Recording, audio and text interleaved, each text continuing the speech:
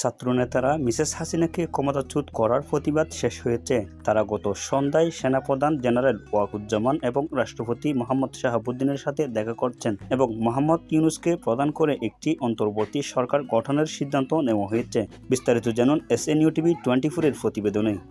এক প্রতিবেদনে বলা হয়েছে, বাঙালি জনগোষ্ঠীর মধ্যে মোটামুটি গত কয়েকশো বছরের জন্ম নেওয়া একমাত্র গ্লোবাল সেলিব্রিটি হলেন ডক্টর প্রফেসর মোহাম্মদ ইউনূস। তিনি কত বড় মাপের মানুষ সেটা বোঝার ক্ষমতা 80 ভাগ লোকের নেই। বাঙালি জাতির আরও 20 থেকে 30 বছর সময় লাগবে প্রফেসর ডক্টর ইউনূসকে বুঝতে। নোবেল লরিয়েট প্রফেসর ডক্টর ইউনূসের একটা পরিচয়, পৃথিবীর সবচেয়ে সম্মানজনক 3টা পুরস্কার হলো: 1 নম্বর নোবেল, 2 নম্বর আমেরিকান প্রেসিডেন্ট অ্যাওয়ার্ড, 3 নম্বর মার্কিন কংগ্রেশনাল অ্যাওয়ার্ড। ইতিহাসে এই 3টা পুরস্কারই পেয়েছেন মাত্র 12 জন মানুষ। তার মধ্যে প্রফেসর ডক্টর ইউনূস একজন। অন্যদিকে বাংলাদেশি সেনাবাহিনী বেশ কয়েকজন জেনারেল রদল বদল করছে। শেখ হাসিনার ঘনিষ্ঠ হিসেবে দেখা কয়েকজনকে পদচ্যুত করছে এবং ভয়ঙ্কর র্যাপিড অ্যাকশন ব্যাটালিয়ন আধা সামরিক বাহিনীর কমান্ডার জিয়াউল হাসানকে বরখাস্ত করা হয়েছে।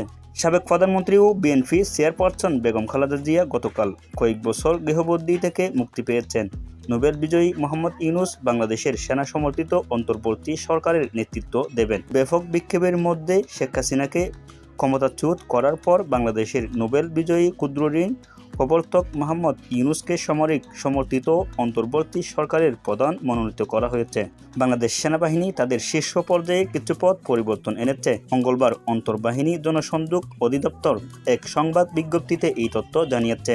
রদল বদলের মধ্যে মেজর জেনারেল জিয়াউল হাসানকে চাকরি থেকে অব্যাহতি দেওয়া হয়েছে। তাহলে ভিডিওটি দেখে কেমন লাগলো কমেন্ট বক্সে জানাবেন এবং আপনি যদি আমাদের চ্যানেলের নিউ হয়ে থাকেন আমাদের চ্যানেলটি অবশ্যই সাবস্ক্রাইব করতে ভুলবেন না, কারণ এই চ্যানেলে আমরা এরকম রহস্য কিছু তথ্য তুলে ধরি।